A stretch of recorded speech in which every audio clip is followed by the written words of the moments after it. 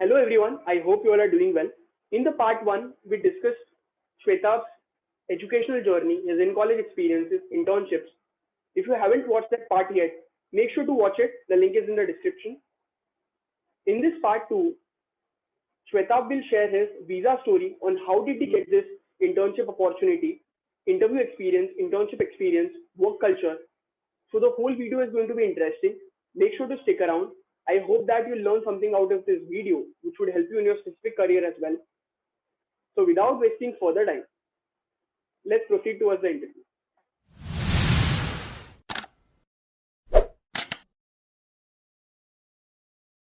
So without wasting further time, let's just start with the main interview where I get to know about your visa experience.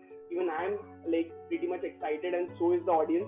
So let's just quickly dive into the interview. And I want to ask you the first question: like, did you ever thought of getting into visa? See, to be honest, when visa came to our campus, I did not know it was the visa cards. I had to Google, I had to Google about vising. But no, I mean, to be honest, I did not know that visa was coming to the campus. But yeah, everyone obviously has heard about visa. But I did not, to be honest, I did not imagine them to be this big a tech company, like the things I know now. But at that point, I did not imagine that there'll be this big a company, and I did not somehow I did not know how they made money. So that was also something that I learned after coming to Visa. That okay, this is how they actually make money. Yeah, so yeah, thanks for sharing that. Okay, so a lot of people kind of aspire to go into some organization, but there are people like you who don't know about the organization. But like, I'll tell you one thing. Like the previous interview which I did with an NCR person, he was also not knowing about NCR. He told clearly, I don't know what NCR is. Okay, once like he stepped into that organization and then he worked there, like talked to a bunch of people, then he got an idea about what NCR is. And in the same case, in your case as well, you didn't know about what visa is, but still you had that curiosity and you got into it, and then finally you like knew about what operations they were running and how they were making money. And thanks for sharing that, Shwetab. So the next question I want to ask you is, like, how did you get this internship opportunity with visa? Okay, so Visa came to our campus when we were, I think, in our third year. Visa came to us. I think this was after the fifth semester.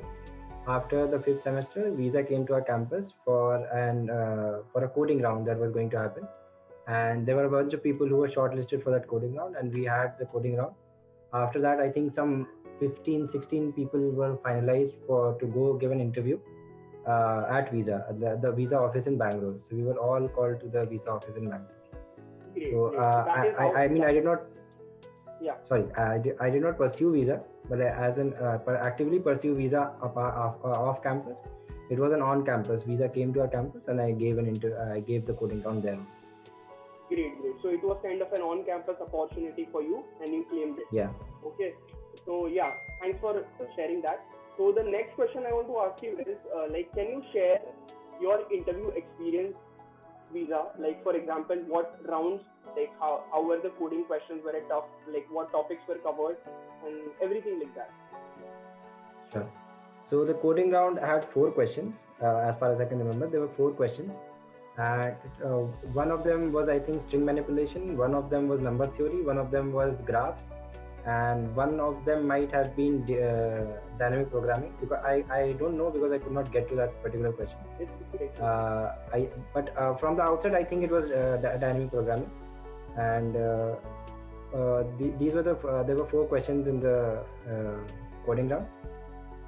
When we went to the Bangalore office, initially we were informed that we'd be having 2 sets of interviews.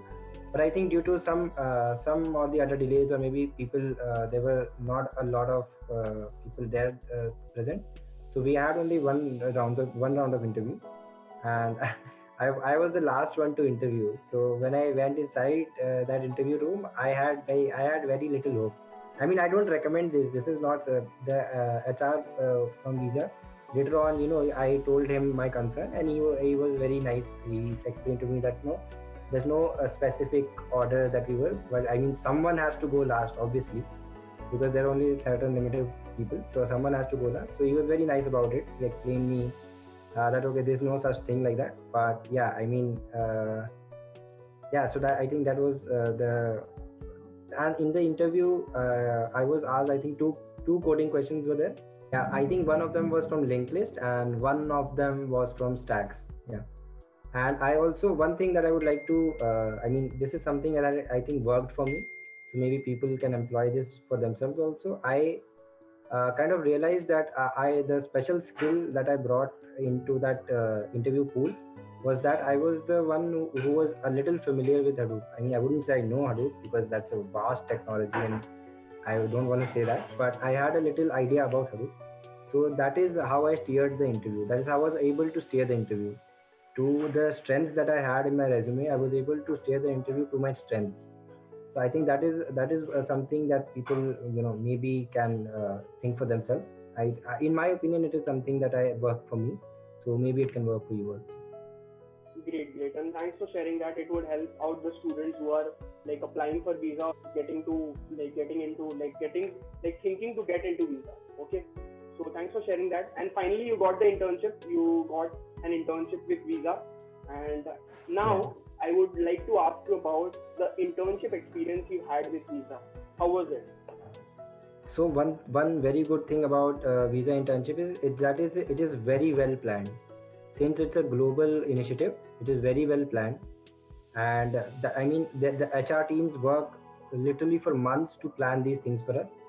And apart from the all the work that we done, we had a bunch of extracurricular activities that were fused into the internships. I mean, we had so much fun. I mean, when you go to a company with your college friends, and I mean, people you know from college, not necessarily friends, but people you know from college, and then you get to explore a new place with them. It's an amazing feeling. I mean, Visa has a tremendous office. I mean, if you go to the Bangalore office, it's pretty neat. It's pretty awesome. I mean, that was the first time that I was looking at an office that big, so it was very intriguing to me. And apart from that, yeah, we had the uh, the internship program was very structured. We always knew what we had to do. So that was one of the very good things about the internship. And the people at Visa, I mean, I can't give Visa enough credit because the environment is so helping. I had help from not just people in my team. I mean, you would expect people in your own team to help you, but I had help from anyone I could meet on the floor. Anyone I met on the floor. I Wow. talked to, maybe someone referred me to someone. Okay, he's someone who's a subject matter expert on this, so you can Yeah. maybe to go talk to him or her. So everyone was very helpful. I mean, Wow. one of the best things I found at Visa. Everyone was Great. very helpful. Everything was very organized, and at the end we had a presentation to showcase the work that we had done during the internship. And I think based on that, we were given a PPO, or maybe not in some Great, cases. great, great. Thanks for sharing that up, and it would give the student a lot of insight. I say a lot of insights in that because you sharing everything about the internship and also the interview experience, so that would help them for preparing for their interviews if they are planning to get into visa this year or maybe next year. So thanks for sharing that. It is very much like you had an amazing experience with visa, and the way you portray yourself, the way you tell it, that actually how you feel it, okay, how you felt for visa and how you felt for that particular opportunity which came up to you. For example, if you are graduating, it's an amazing workplace for you so to start your career with. I definitely feel that. So the next question I want to ask you is like, what were your roles and responsibilities as an a software engineering intern for visa? Like in this, I wanted to know about like how many hours a week you were working, and also like if there were any seniors or maybe your managers, how did they help you? Like how did they supported you, and how your typical work day looked like? Sure. Yeah, I mean, that's a good question. So, as I said, things at Visa were pretty structured. The place that we were stayed at, I think it was, I don't remember the exact hotel name, I forgot. But we had a bus that used to pick us up at, I think, 8:30. It used to pick us up at 8 or 8:30, and then we used to go directly to the office in the bus. And when we were coming back again, it was at 5 o'clock in the bus. I mean, you could choose to stay late, but then you might have had to arrange your own conveyance. But Visa does provide cabs from and to the office if you choose to take the cabs, and I there's no charge for it as far as I know. And a typical work day. Okay, cool. So we used to go to office around 9. A lot of folks around arrive around 9:30, 9:45. The office gets pretty filled around 9:45, and then you like as an intern, I don't think we have to attend meetings, but generally if you're an engineer, you have a team meeting or maybe a scrum meeting. And as an intern, we did not have that. I mean, I personally did not, because the internship experience inside Visa can vary a lot, depending on the team that you were in, and also depending on the TLT. TLT is for example, the departments that Visa has. One, I was in data platform. So data platform mainly deals with how the data, how is data, all the data that is processed by Visa. So data platform is the TLT that deals with it. I used to stop by. There's a buddy system. So whenever you join as an intern, there will be one software engineer or maybe a senior software engineer who will be your buddy, who will guide you through things that are very internal to Visa. For example, if you have to raise a peripheral request or maybe access request, so these things you can get guidance from your buddy. And I think that was a pretty good system, because I remember my buddy, his name was Dilip. I mean, I still am working with him. So he's an awesome guy. Like, he helped me out a lot. And so initially you were assigned some work with like, if you don't have any work for that day, then maybe you can wait for your manager to assign you some work. But generally what happened was, after maybe on a on a weekly basis or twice in a week, that dependent on how much time your manager had. And yeah, I mean, we generally had lunch around 1 o'clock. 1 o'clock, there's a 1 hour lunch you can have in the cafeteria that is on the topmost floor for Visa. And after that, yeah, you could work till 5, or you could choose to stay back after 5 and he have some snacks and still work till maybe 7 or 7:30. Then yeah, like, I mean, there's no hard limit on when you have to go home, but yeah, there arriving at office, I think it's good if you arrive by 9 or maybe 9:30. But yeah, there was no hard and fast rule. It's just that if your manager should be aware of your whereabouts, and your manager should know what work you're doing and how efficient you're at doing. Yeah, thanks for sharing that, Shwetab. And amazing, amazing experience you had with Visa. Like, initially, what I told you, the way you feel you portrayed it.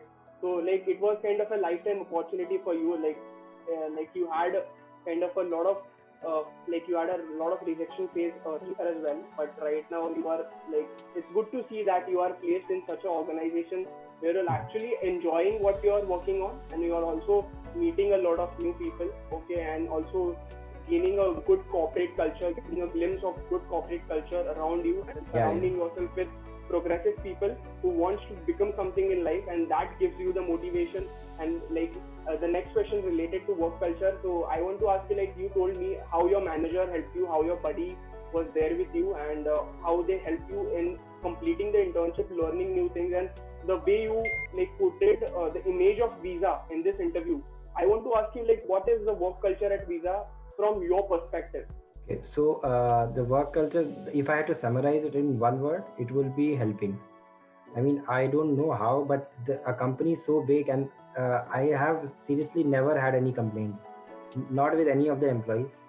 I mean, it sounds a little cliche that I'm working for the company, I'm saying this, but to be honest, even during the internship, I had the best time. I mean, everyone I talked to, everyone was polite, everyone wanted to listen to you, everyone wanted to help you. The entire environment inside Visa will make you more confident that, okay, yeah, I mean, I can do this if I get some help from here and there. So it builds up your confidence a lot, and it also I mean, Visa provides a very, very good environment. I can't credit them enough.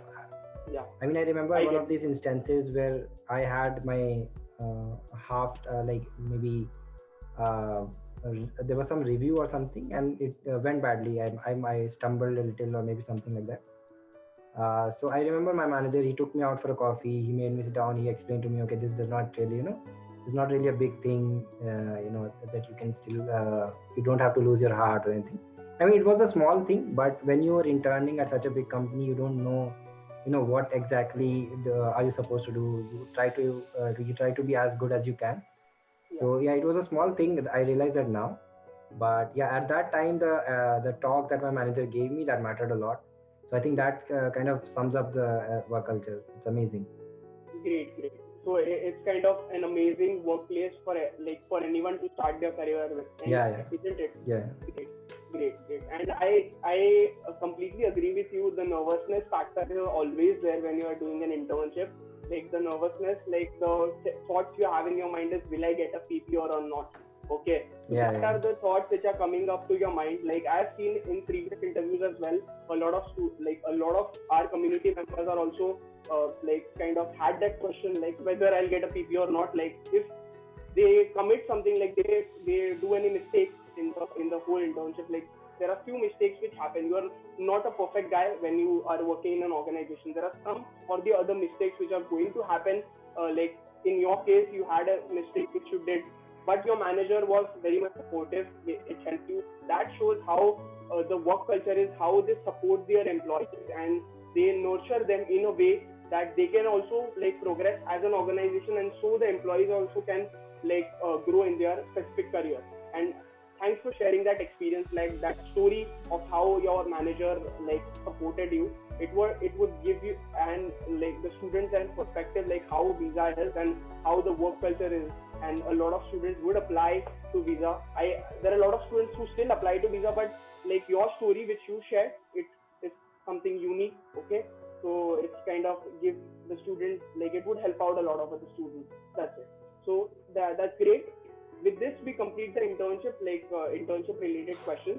So I want to ask you, like what are the skills required to convert your internship opportunity into a PPR visa? I mean, see, I don't think there are a certain set of rules, but yeah, what obviously helps is that you have a good work ethic. That good work ethic, as in you're responsible about the rules that you're given. And see, one of the things that the companies don't expect the world from you when you're an intern, but yeah, they do expect that what your approach is towards problems, how you're not flustered by situations. And I mean, I don't think there's a hard and fast book that can tell you that okay, these are the skills that will land you a PPU. That's something that depends on every manager and every intern and every buddy, and that varies a lot. I don't think there's some specific skills, but yeah, some things that are in common is that you should have a good work ethic. That always helps. That goes a long way. And like maybe staying calm is something that I learned during my internship at Visa. That you should stay calm in situations where when situations don't go your way, or maybe you don't know something and you're asked about it. So you should stay calm, and that is one of the things I learned during the internship. So I would like to pass it on. But apart from that, I don't think there's a very hard and fast skill. So, like the next question I want to ask you is, do you want to give some tips or advice to future aspirants who are looking to crack your role at Visa? See, the only tip that I mean, the only thing that I can tell you is that I think that was something very unique to me. Otherwise, see, the things are pretty common. You should be good at. You should know how to code. Interview experiences are there for you to read on Geeks for Geeks. The kind of questions that they're asked, and most of that, I think people who are way better than me at coding guide you in the kind of like how you should go about preparing for interviews. But one thing that I can tell you that I think was unique to me was that I was I agree, I was not the best coder in VIT. I mean, I am a decent coder, but I would not say that I was among the top 5 or coders. But one thing that worked for me, that I was very prepared when when the companies were coming for internships. I was very prepared. I'd already gone through the OS books. I'd already gone to the DBMS books. I already had my questions, SQL questions. Already I had kind of pre-practiced all those questions, and that kind of helped. So, I mean, that is something that you can take advantage of, because everyone is prepared during placements. When the fourth year placements come by, everyone is prepared and everyone is at the top of their game. But like when companies come for internships, even very very intelligent people, they are at times found underprepared. So that is something that I think you can take advantage of. If you're prepared earlier than most of the people, then it's easier to get internships. That's great, and thanks for sharing that. So, with this, like I know that it's been long, but just bear with me for some time, and we'll be over soon. Okay. So the next question I want to ask you is, who is your role model in your life or career, and why? My role model since I was, I think, 5 years old has been my brother. Uh, so yeah, I mean, I don't look at anyone else to think of to imagine a role model. My brother is the one who I look at. Great, great. Thanks for sharing that. So the next question I want to ask you is, like, how does it feel to become a software engineer? I kind of smiled a little at this question because see, people ask how does it feel to become a chief minister or something like that. But yeah, I mean, see, becoming a software engineer is not something as unique as maybe becoming chief minister or something like that. Obviously, there are millions of us, and there are thousands of me at Visa also. So I mean, yeah, obviously it feels good that there's a company that is waiting for you to get to work every day and you can contribute to a company's success. In a very small way, obviously. I mean, if you're a software engineer, the little things that thousands of us do contribute to a company's success. But yeah, it feels very good that you're part of a company that when you see different initiatives that are being launched by Visa and everything, so you kind of look at it and you go, oh yeah, this is my company. So that feeling that I used to see my father get that feeling whenever an ad campaign of his particular bank came on. So now when I see myself getting that feeling that okay, this is something I worked at. So even now, if I hear about if I hear any news on LinkedIn about be it Visa, be it Zeotap, so I kind of feel a sense of belonging. Okay, yeah, this is something that I worked at. So I have a right to feel happy about this. Yeah. So yeah, You feel connected. You feel connected with it, and you relate to it. Basically. Great. So the next question is, like, what is the role of networking in your career?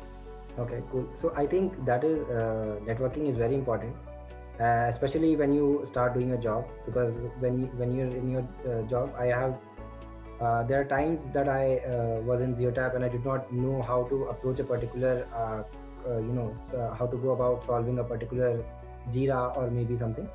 So there were because of the relationships that I developed in that during that internship, that the relationship that I have developed with my seniors, I was able to approach them even during the night. Maybe 11 p.m., 12 p.m. when conventionally you don't call a colleague. But because of the relationship that I developed, I was able to approach them and I was able to kind of feed off them that the little things that they would not normally tell someone they've just seen as a colleague. So it does help that if you are good at networking. Engineering is a very collaborative field. You need to collaborate for any project that you make. The best example is open source. Open source is the best way to contribute to be a part of an organization or be a part of something bigger than yourself. That requires collaboration. And I think not just with engineering, I think any profession requires networking. But since engineering is a collaborative field, you can't, when you're working for a firm, you can't expect yourself to do all the work in a project. There's a team.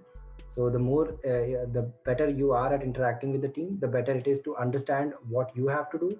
And also it's better to understand what the other person has to do so that you can complement the work that you both are doing. Great. That's a great answer. And networking is definitely very important. Like, be it working in an organization or kind of running your own business. Okay, so it's very much important. You must have good network. Okay, and thanks for sharing that, Shweta. It would help a lot of other students. And thanks for that amazing answer. So the next question is, like, what educational preparation would you recommend to someone who wants to become an effective software engineer? Okay, so this is a good question. I mean, I don't know if I am an effective software engineer, so but I'll tell you my experience. So one thing that I have seen people kind of miss out on, and I personally did that, was learning Git. I learned Git very late on in my career, and that is something I regret. so I think the first thing that you should learn when you start when you even start coding in C or C++, make a GitHub account and try to learn with examples how you can the branching in Git. Git is one thing that will be there in any organization you go. It does not matter where you end up. Git is something that you will have to know. There is no other alternative to it. So I think any version controlling is something that if you learn at a very early stage in your college life, it helps you a lot. I mean, I had friends in ACM that were very good at they had a very deep understanding of how branching works and how you can rebase a branch or maybe merge a branch. And these are things that I learned very later on during my internship at Zeotech. That is why I give a lot of credit to Zeotech because they were very patient with me when I was not the best at these things, but I was able to learn quickly. So yeah, so this is one thing that I would recommend that everyone should know. And this is something I did not do, so I know that I regretted it. So if you follow this, you might not. Yeah, yeah. So Geotab was kind of the organization which made you what you are today. Like, Yeah, to be honest, yeah. yeah. Great, Shwetab, and that's very much inspiring. You had a lot of things in your career. Like this interview would help a lot of other students. It would give you it would give them perspective. So the next question is that is going to be a second last question. I want to ask you, who were your biggest supporters in your career journey up till now? Yeah, it will have to be my father. I mean, he's always trusted my decisions. That whatever decision I'm making, especially now, if I stick to my guns about something, he does not question me. He allows me to make my own decisions. So something that is something I respect a lot about my father. That he's allowing me to make my own decisions when it comes to choosing the company that I want to work with, and even investing decisions. I never thought that my father would allow me to spend so much money on one particular it's not exactly spending your money, it's investing your money.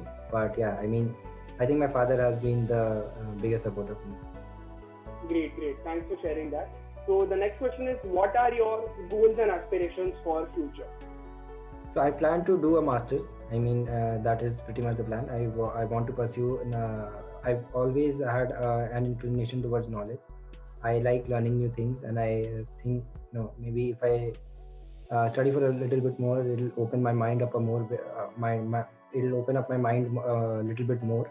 So I do want to pursue a master, but I'm confused between an MBA or an MS because I do love coding a lot, but there's something inside me that says that I want to pursue MBA. So I'm a little confused about that. So maybe the next time we meet, I'll have more clarity on that. But yeah, I plan to do a master's, and then I want to work in finance because that is something that I've had interest in ever since I was in, I think, 11th standard. In 11th standard, I took economics as an optional, but I was just so intrigued by the concept of macroeconomics and microeconomics. So yeah, finance is something that I want to pursue, and let's see what happens. Yeah, so that's great, and that brings us to the last question of the interview. And I want to ask you, do you want to give some words of motivation to our audience? Because you got placed in visa, you had some rejections before, and like you shared your entire journey on this platform today. So, like, what motivation you want to give to our audience? Okay, so the entire point of me doing doing this interview was that I wanted to be very honest in the interview. I did not want to give people a false sense that I knew this from the start, that this is where I want to land up, this is where I want to go. I had no idea what I was when I joined engineering. I discovered myself, I discovered my passions, I discovered everything during the course of my engineering. So don't be scared if you don't know everything when you're entering your college. No one does. Sometimes people pretend. Maybe some people do. I was not one of those people. I had no clue where I had landed, what I wanted to do. But as you meet people, as you understand what their experiences, you develop your own. And this is my advice to people who are coming out of 12th. Yeah, I mean, enjoy. College is not college is about getting to expand your memory base, getting to expand your mind. It's not just about studies, but I would obviously, I mean, if you don't focus on studies, you'll suffer. but you should have a very open mind when you go to a college. You should be extra accepting of new cultures and accepting of new uh, you know uh, the new experiences, if I'm being honest. So yeah, my one piece of advice is to people coming out of 12th: don't worry, dude. I mean, no one knows what they exactly want to do. I still don't exactly know what I want to do. I still don't know whether I want to do an MBA or an MS. I'm working for a company now. So if you don't know what to do right now, it's completely fine. Don't worry about it. You'll figure it out in some time. And people who are already in college, I mean, I don't think I am the person to give advice. Just enjoy college and yeah, focus on developing your problem solving skills. But yeah, have fun. That is something I kind of missed out on a little, and I regret that. Do have a lot of fun. So yeah, I Wonderful, mean, wonderful. Yeah, thanks for sharing that, Pratap. Like that one or two line of motivation which you give on this platform is definitely like we should give students the clarity to enjoy things and not like stress out on things and take tension about placements and stuff like that. It's life. You gotta enjoy it. Okay, just studies is just one part. The other part is like, doing extracurriculars, spending time with your friends, and like doing what you love. Okay, so that is what students should actually focus on, and the placements and everything would come in handy. That they would definitely do it. I agree with you on that point as well. Like we should not neglect study. Okay, it's very important, but it's very important to enjoy life. Like in your case, yeah, like you were working in VIT Film Society because you had that passion for writing. You learned new things being an intern at Rolta and like as a committee member. So you had an amazing blend. Even if you like in 12th you were confused, when you like first stepped into engineering, you had that mindset, and like whatever you did prepared you for what you are like today. Okay, and right now like it feels really good. Like you have done a lot of things, and like with this I would like to end the interview, and I want to personally thank a big thanks to you, Shweta, for your precious time and also your valuable knowledge and thanks. sharing your experiences with us on this platform. So it would like help a lot of other students as well. And I want to wish you best of luck for all your future endeavors, for your journey at Visa, and like for your masters as well in advance. Like if you do a masters like in MS or an MBA, Yeah, all the very best to you, bro. So you are doing an amazing job, and I want to wish you best of luck, and you will definitely do good in life. And thank you for your time, and thank you for actually having this interview series episode with us. Okay, and thank you for being a part of this community and thanks a helping. lot. Thanks a lot, Omkar. I mean, this was fun. I was a little skeptical, but this was fun. And I did enjoy. I mean, I did not. I think almost 1.5 hours has passed, but I did not realize that. So maybe that's a compliment on your interview skills. Thanks a lot, and thanks a lot for bearing with me when we had changing schedules. So thanks a lot for Great, this. great, great. And if you're watching the video up till now, make sure to like the video, subscribe to this channel, also reach out to Shweta.